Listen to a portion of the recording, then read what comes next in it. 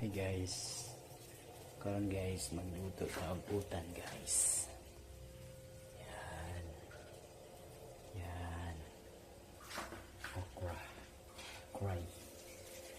Yan. Yan.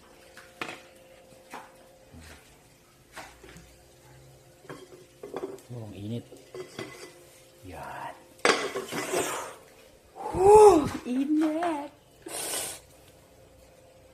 Alright guys, tapos na ang ating asaho. Una natin itong inulod. Yan.